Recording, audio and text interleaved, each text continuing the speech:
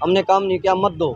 पर आप उस चीज़ से सहमत क्यों नहीं होते? जब मैं एक लिपिक हूँ, मैं एक क्लर्क हूँ, मैं 4 क्लर्कों का काम, 4 सीट जो होती हैं अलग-अलग, उन 4 का काम मुझे दे रखा, तो आप मुझे 4 गुना वेतन क्यों नहीं देते? दूर हो गए। अगर हमारा गुज़ारा अच्छा हो रहा होता तो हमें बैठना ही क्यों पड़ता यहाँ पे? जी, जब तक सरकार चाहेगी, जिस दिन सरकार गैजेटेड नोटिस जारी कर देगी हमारे वेतनमान 35,400 के रिगार्डिंग, उसी दिन ये धरना पंडाल आपको वहाँ टेंट मिलेगा नहीं।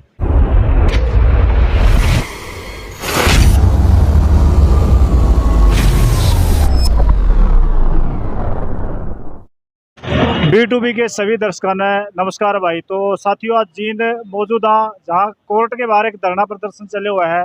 पिछले दिनों हमने एक वीडियो डाली थी 35,400। वो 35,400 क्या है उसके बारे में हमने बताया था। क्लर्कों की ये मांग है, जो जितने भी विभाग है सभी के क्लर्क यहाँ धरने पर बैठे हैं। जितने भी स्टेट है, हर जगह सभी धरने पर बैठे हैं। तो इसी कड़ी में आज जींद में मौजूद हम। तो हमारे साथ प्रधान जी मौजूद है। तो जानना चाहेंगे कि डील चल रही है इस मामला में और क्यों नहीं अब तक इस पर कार्रवाई हो रही। तो एक बार अपनी वीडियो ने दबकर शेयर कर दो और चैनल ने सब्सक्राइब भी कर दो। तो नमस्कार जी। नमस्कार जी, सबसे पहले तो आपको और आपके B2B चैनल को देखने वाले सभी दर्शकों का हमारा सादर नमस्कार और धन्यवाद आपका आवाज़ उठाने के लिए। अगर मैं बात पे आऊँ अपनी पे, आप जैसे कह रहे हो कि वही क्लर्कों का मुद्दा है 35,400 का, ये क्या मुद्दा है? वैसे तो पूरे हरियाणा को आज के दिन ये पता है, क्योंकि 25 दिन लगातार हमारी हड़ताल को हो गए। फिर भी मैं बस छोटी सी एक बाइट कर मैं ख़त्म करूँगा कि बताऊँगा कि ये मुद्दा क्या है। ये मुद्दा आज का नहीं है, वर्षों पुराना मुद्दा है। 1955 में पहली बार पे स्केल जब हरियाणा सरकार में लागू हुए थे 1957 में, तो उस समय जब पहला पे कमीशन आया था, तो उस समय क्लर्क की तनख्वाह जो होती है सी ग्रुप के कैडर में, बाकी के जितने भी पद हैं उनके या तो समक्ष या उनसे ज़्यादा होती थी, बराबर या ज़्यादा। लेकिन 1986 में आते आते 1986 से हमारे साथ भेदभाव होना शुरू हो गया। क्लर्क को वहीं छोड़ दिया गया, बाकी कैटेगरियों का पे टू पे रिवाइज होता गया होता गया होता गया और होता गया। 2016 में आते आते 2016 में बाकी जितनी कैटेगरी हमारे समक्ष थी, आप हमसे नीचे थी, उनका वेतनमान आज 35,400 है, जबकि क्लर्क का वेतनमान वही 19,900 छोड़ दिया गया है, जिसको लेकर वर्षों से हमारे अंदर पीड़ा भरी हुई थी क्लरिकल कैडर के अंदर। लेकिन हमारी एकजुटता नहीं आ पा रही थी। उसके कई रीजन हो सकते हैं अलग अलग, लेकिन अब हमारी जो एकता है उसने हर डिपार्टमेंट ने कंधे से कंधा जोड़ा है। एक साथ आके एक पंडाल के नीचे आके पूरे हरियाणा में लघु सचिवालय के बाहर 22 के 22 जिलों में हमारा धरने चले हुए हैं। एक भी क्लर्क किसी दफ्तर में नहीं बैठा, सभी के सभी टेंट के नीचे बैठे हैं और स्ट्राइक चल रही है। ऑफिसों में काम ठप पड़े हैं, आप कवरेज करते हो, आप देख रहे होगे लगातार। तो हमारा एक ही मुद्दा, एक ही मांग, एक ही नारा 35,400, बस। हमें ज़्यादा कुछ चाहिए नहीं, ज़्यादा कुछ हम मांग नहीं रहे। हमारा 35,400 होना चाहिए। वो क्यों होना चाहिए, वो हमने पूरे फैक्ट, पूरे तथ्य के आधार पर सरकार के सामने रखा हुआ है। सरकार के पास कोई आधार नहीं है, कोई वर्ड नहीं है हमारे तथ्यों को झूठा साबित करने का, ना वो कर पा रहे हैं। बस सरकार जनता को गुमराह किए जा रही है लगातार। हम सबसे ज़्यादा दे रहे हैं, ये करें वो करें। आपको एक बात बताऊंगा, पूरे देश में, भारत में पे स्केल जो लागू हैं, जो सैलरी स्केल होते हैं, उनमें सी ग्रुप का सबसे कम पे स्केल होता है 1900 यानी कि 19,900, जिसकी बेसिक सैलरी होती है, वो सबसे कम है और वो हरियाणा के क्लर्क के ऊपर लागू है। तो OSD महोदय ये बात कैसे कह रहे हैं कि हम सभी राज्यों से ज़्यादा दे रहे हैं? वो बिल्कुल झूठ कह रहे हैं। सभी राज्यों से सबसे कम ही 19,900 है, इससे कम आप दे नहीं सकते। ये आधारित है क्योंकि 19,900 सबसे कम पे स्केल है, इससे नीचे सिर्फ ग्रुप डी बचता है। ग्रुप सी का सबसे कम यही है, यही हमें दे रहे हैं, तो ज़्यादा कैसे कह रहे हैं आप? जी, तो आपने एक बात कही थी कि वे सभी दफ्तर ठप पड़े हैं और ऐसे में जितने भी कामकाज है वो सभी बंद हुए पड़े हैं। तो जनता पे भी इससे का बहुत ज़्यादा असर पड़ेगा। देखिए, पहली बात तो कई बार बहुत ज़्यादा, मान लिया राजनीतिक संगठन है, ये तो इनका काम ही है। मान लिया बीजेपी भी कह देती है कि ये भाई इलेक्शन को देख के बैठे हैं, इलेक्शन आज नहीं है, अभी 1.25 साल 1.5 साल बाकी है हरियाणा विधानसभा का। वो बहुत दूर की बात है, इतना लंबा हमने सोचा भी नहीं है।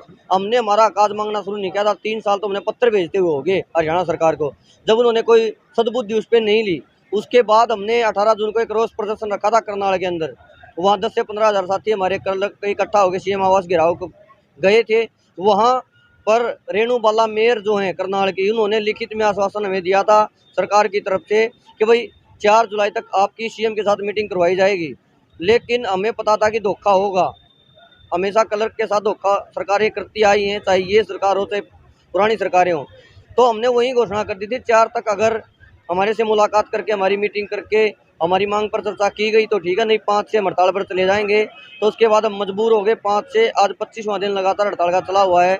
हम मजबूरी में यहाँ बैठे हैं। बात है जनता की, भाई काम नहीं हो रहे, परेशान है, हम जनता से भी माफ़ी मांगते हैं। और दूसरी बात, जनता कोई दूसरी नहीं है, हम भी जनता में ही आते हैं। अगर मैं नौकरी पे हूँ तो मेरा परिवार कोई दूसरा, जो घर परिवार के जैसे मेरा कुनबा, मेरे रिश्तेदार सब नौकरी पे नहीं है, उनके खुद के पर्सनल काम अटके हुए हैं। तो वो हमारी मजबूरी है, सरकार ने हमको मजबूर कर दिया यहाँ बैठने के लिए।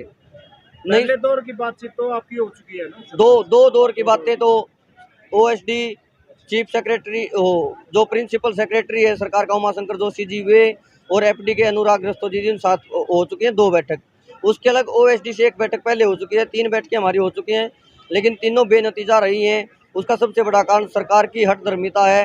सरकार देना तो बहुत दूर की बात है। शुरू में जब मुख्यमंत्री भी खुद अपने बयानों में कह रहा है कि हम सकारात्मक हैं और इनकी मांग ठीक है, हम इनका वेतन बढ़ाएंगे, वहाँ से बातें करते आ रहे थे। तीसरी मीटिंग में जब उन्होंने हमारा एक 21,700 का कह के हमारा जो अपमान किया है, वो अब हमारी आत्मसम्मान की लड़ाई पे बात आ गई है। आत्मसम्मान की लड़ाई जो होती हैं वो लंबी भी होती हैं और खतरनाक भी होती हैं। आत्मसम्मान पर जब किसी की बात आ जाती है, आत्मसम्मान पर जब ठेस पहुंचती है, तो वो बंदा बिल्कुल एग्रेसिव मूड में होके और उसको हर अपनी जो संभव, हम अब यहाँ जान की बाजी लगाने के लिए तैयार हैं, लेकिन 35,400 के बिना उठने के लिए तैयार बिल्कुल भी नहीं है। जी, तो एक सवाल है मेरा, जैसे अगर मैं क्लैरिकल के काम की बात करूं तो बहुत ज़्यादा प्रेशर रहता है, और ऐसे में समान वेतन क्यों नहीं मिल रहे? क्या कारण मानते हो, क्यों मतलब अनदेखा किया इस जा पे रहा है? मैं आपका, एक सरकार ने 2 दिन पहले हमारे यहाँ लेटर निकाला है स्ट्राइक पर बैठे कर्मचारियों के लिए, 9 वर्क 9 पे। आप काम जितने दिन नहीं किया हम आपकी तनख्वाह नहीं देंगे, आप आपसे सहमत हैं, हमने काम नहीं किया मत दो। पर आप उस चीज़ से सहमत क्यों नहीं होते? जब मैं एक लिपिक हूँ, मैं एक क्लर्क हूँ, मैं 4 क्लर्कों का काम, 4 सीट जो होती हैं अलग अलग, उन 4 का काम मुझे दे रखा, तो आप मुझे 4 गुना वेतन क्यों नहीं देते? जितना मैं कर रहा हूँ उतना क्यों नहीं देते फिर आप? अगर आप कहते हो आप काम नहीं करोगे तो हम वेतन नहीं देंगे, हम आपसे सहमत हैं, हमने काम नहीं किया, आप वेतन मत दो। लेकिन आप दूसरा पॉइंट भी तो देखिए आपका, अगर मैं एक क्लर्क 4 या 5 या 2 या 3 सीट का काम, 3 क्लर्क का काम वो अकेला कर रहा है, तो आप उसे 3 या 4 वेतन क्यों नहीं देते? आप वहाँ आपके नियम कहाँ जाते हैं?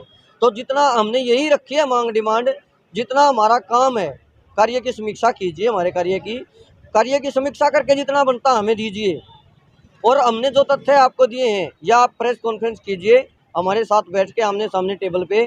अभी तक अंदर मीटिंग चल रही है, आप बाहर आइए, मीडिया के सामने, जनता के सामने आके बात कीजिए, face to face table talk कीजिए मीडिया के सामने, और वहाँ हमारे जितने हमने तथ्य दिए हैं उन तथ्यों में बात करके उनको झूठा साबित कर दीजिए। हम आज ही उठ के चले जाएंगे। अगर आपके पास अगर ऐसे तथ्य हैं जिससे हम आपको, हमें गलत साबित कर सकते हैं, आप कीजिए, हम उठ के चले जाएंगे।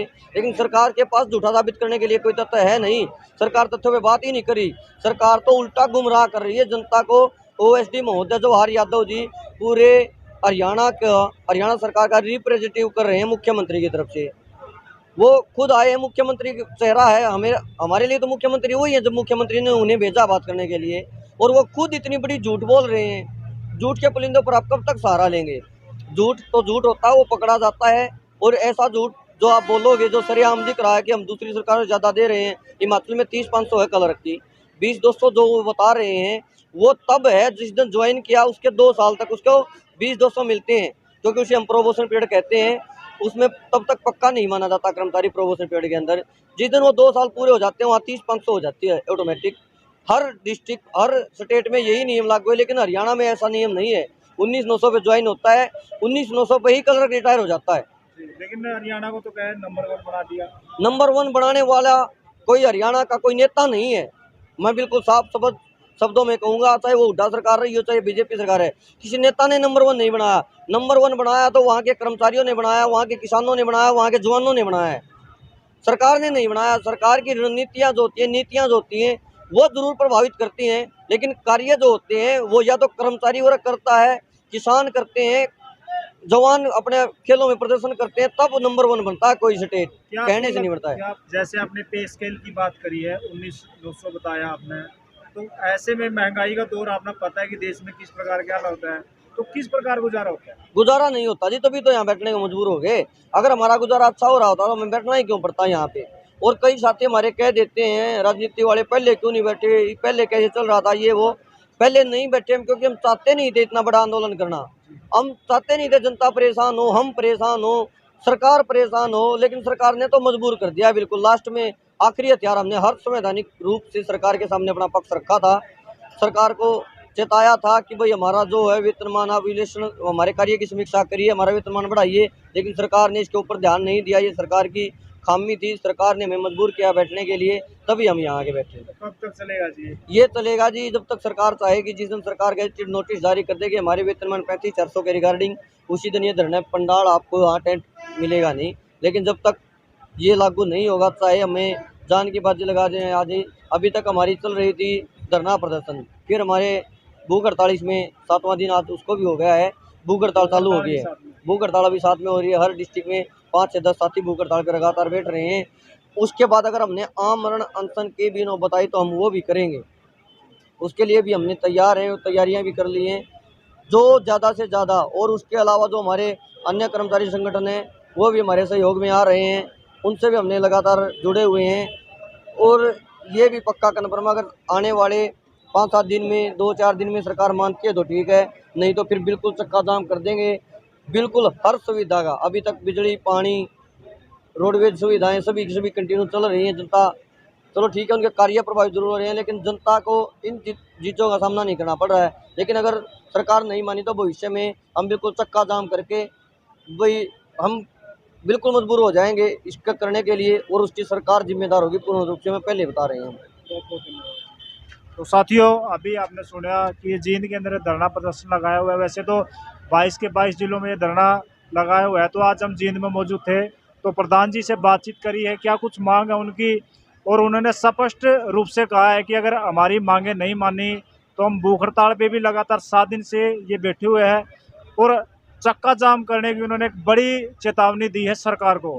तो आप लोगों की क्या राय है इनके समर्थन में? तो कमेंट बॉक्स में अपनी राय जरूर दीजिए। तो फिलहाल के लिए इतना ही, बने रहिए मेरे साथ, अमित राठी।